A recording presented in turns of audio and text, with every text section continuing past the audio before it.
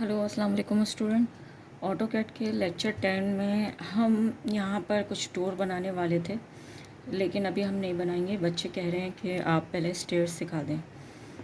अच्छा, स्टेयर्स का जो लेक्चर है वो हमारा थोड़ा बड़ा लेक्चर था और तफसीली था, तो हम ऐसा करेंगे कि पार्ट 1 और पार्ट 2 करके हम इसको कवर करेंगे। ठीक है। अच्छा देखिए, यहाँ पर आपकी स्टेयरकेस बनी हुई और हमें यहाँ स्टेयरकेस इसकी यहाँ बनानी है बिल्कुल इसी तरीके से।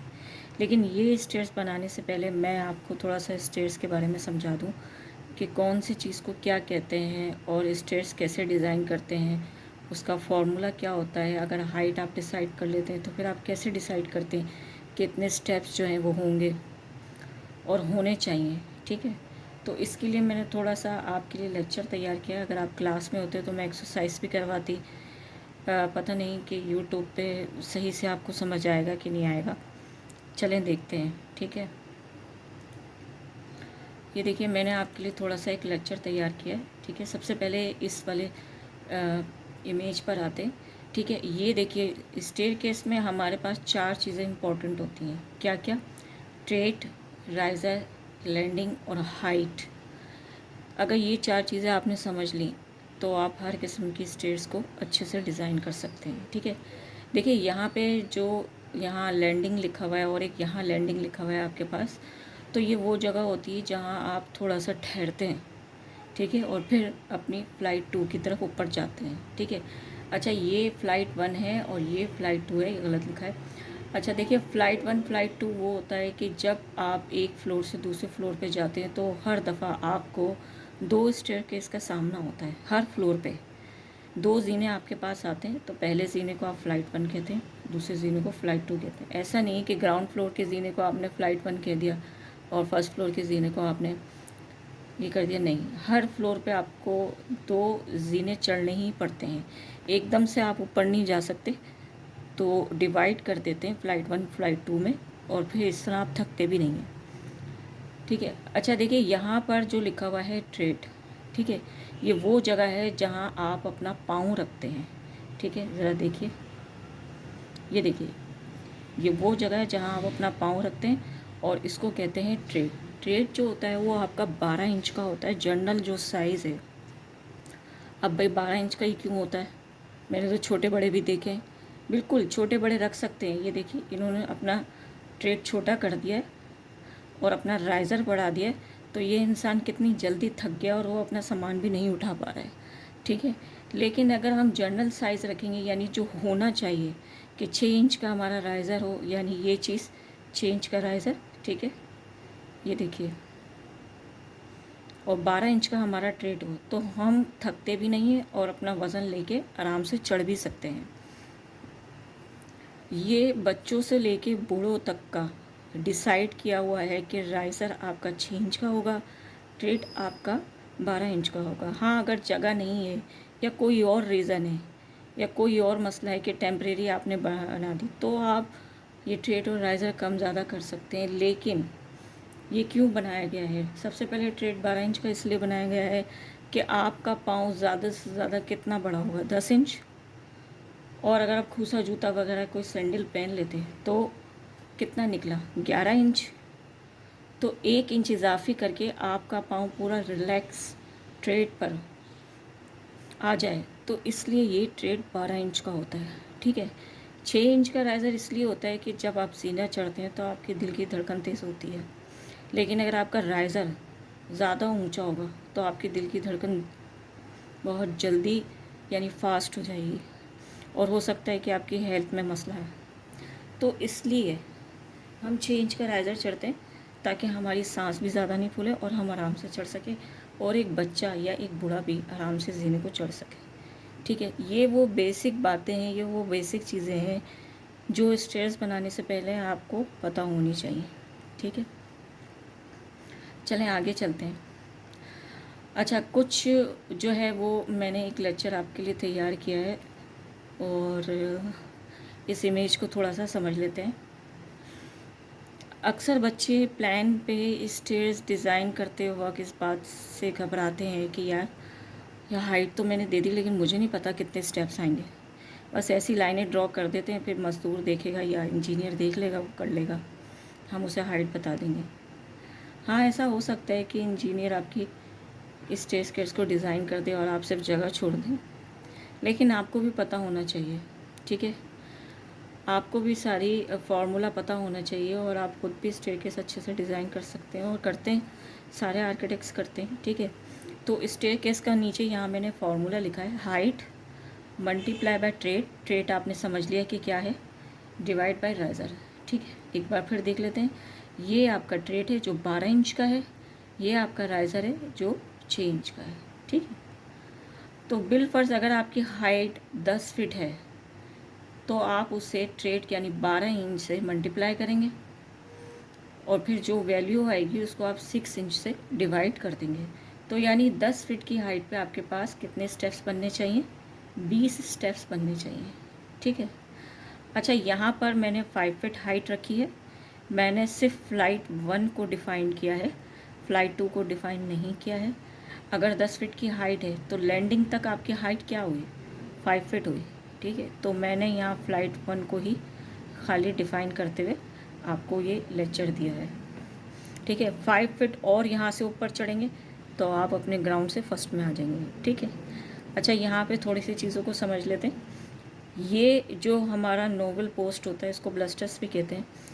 तो ये वो जगह होती है जहाँ या तो ये उसमें बिल्कुल स्टार्टेड में भी होता है और फिर लैंडिंग के पास भी लोग अक्सर डिज़ाइन करते हैं, जहाँ आप हाथ रखते हैं, ठीक है। तो इसको कहते हैं नेवल पोस्ट। ये आपका राइज़र आ गया, ये आपका ट्रेट आ गया, ये आपकी रेलिंग आ गई, जिसको पकड़ के ये सहारा लेके आप चढ़ते हैं। हैंड रेल भी कहते हैं उसे, रेलिंग भी कहते हैं, ठीक है।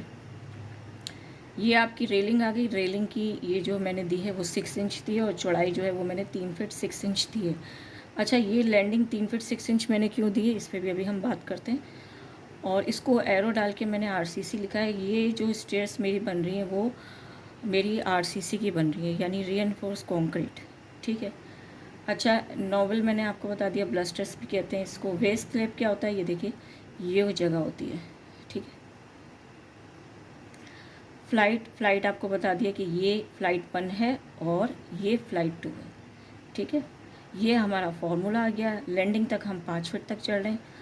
ऑफ कोर्स आपको कुछ तो समझ में आया होगा। अगर आप मेरी क्लास में होते तो यहाँ हम वैल्यू चेंज करके मैं आपसे पूछती, या आपको हाइट देती, 14 फीट देती, 12 फीट देती, और पूछती कि भाई अगर ये राइज़र होगा तो बताओ कितने स्टेप्स बनेंगे। तो इस तरह की कुछ एक्सरसाइज मैं आपसे करवाती और स्टेयरकेस बनवाती, लेकिन यूट्यूब पे मैं जितना समझा सकती हूँ उतना समझा रही हूँ, ठीक है। अच्छा, जिस तरह हमारा राइज़र और ट्रेट की है कि 6 इंच होना चाहिए या 12 इंच होना चाहिए, इसी तरह हमारी लैंडिंग और सीढ़ियों की चौड़ाई, यानी सीढ़ियों की चौड़ाई क्या मतलब, ये चौड़ाई जो है हमारा जनरल साइज़ 3 फीट या 3 फीट 6 इंच बिल्कुल परफेक्ट बैठता है। यानी स्टेयरकेस की पूरी जगह या तो 8 फीट हो या तो फिर 7 फीट हो। तो 8 फीट या 7 फीट में हमारी बहुत अच्छी स्टेयर्स डिज़ाइन हो जाती हैं। अच्छा, अब ये जीना इतना चौड़ा क्यों हो भाई, एक आदमी को तो जाना है और एक आदमी को तो उतरना है ऊपर से। तो भाई इसलिए चौड़ा हो कि कोई भी सामान आप आराम से लेके जा सकें, ठीक है। अच्छा भाई, सामान लेके जा सकें तो फिर क्या करें, तो फिर ये करना होता है आपने, ये देखिए यहाँ पर मैं इस कॉलम को लेयर ऑफ कर रही हूँ, ठीक है। जब आप 3 फीट 6 इंच का जीना देते हैं या 3 फीट का देते हैं, तो यहाँ लैंडिंग पे जो आपका होता है वो 90 का एंगल बना रहा होता है। यानी जब आप कोई भी सामान रोटेट करके लेके जाते हैं तो वो 90 के एंगल पे आराम से रोटेट हो जाता है, ठीक है।